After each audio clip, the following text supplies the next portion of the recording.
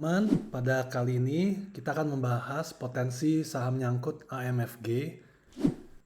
Nah, AMFG ini perusahaan apa? Jadi secara singkat AMFG adalah perusahaan produsen kaca dengan simbol AMFG atau yang dikenal dengan nama Asahi Mas Flat Glass. Jadi kalau secara fundamental sebenarnya banyak berita-berita dan faktor-faktor yang mendukung saham AMFG untuk terus naik. Salah satunya bisa kita lihat di sini bahwa AMFG untuk tahun 2022 berpotensi meraup laba hingga Rp1.400 per lembar. Ini memberikan price earning ratio yang lumayan murah di angka 4. Ya. Tapi kita juga melihat satu warning sign, yaitu kita bisa lihat bahwa laba kuartal 2 AMFG sebenarnya turun dibanding dari kuartal satunya. Jadi ini menjadi warning sign apakah AMFG bisa terus mendulang laba setinggi ini.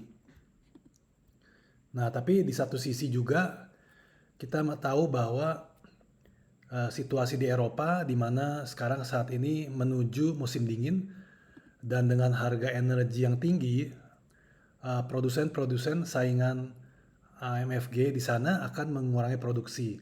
Jadi secara fundamental pun hal ini menyebabkan suatu positif ya, keuntungan untuk AMFG.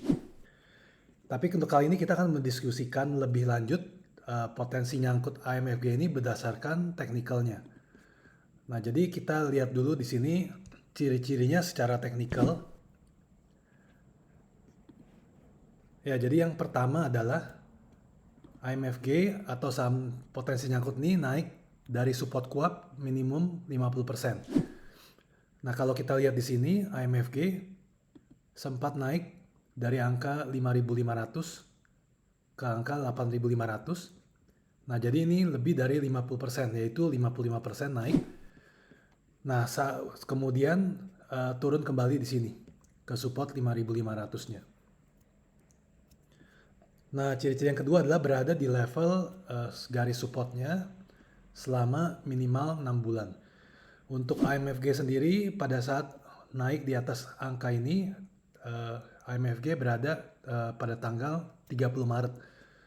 Jadi kalau kita lihat pada situasi saat ini sebenarnya AMFG berada di sini selama hampir 6 bulan. Jadi pada tanggal 29 September AMFG tembus dari angka 5475 5.500-nya yang merupakan support kuat.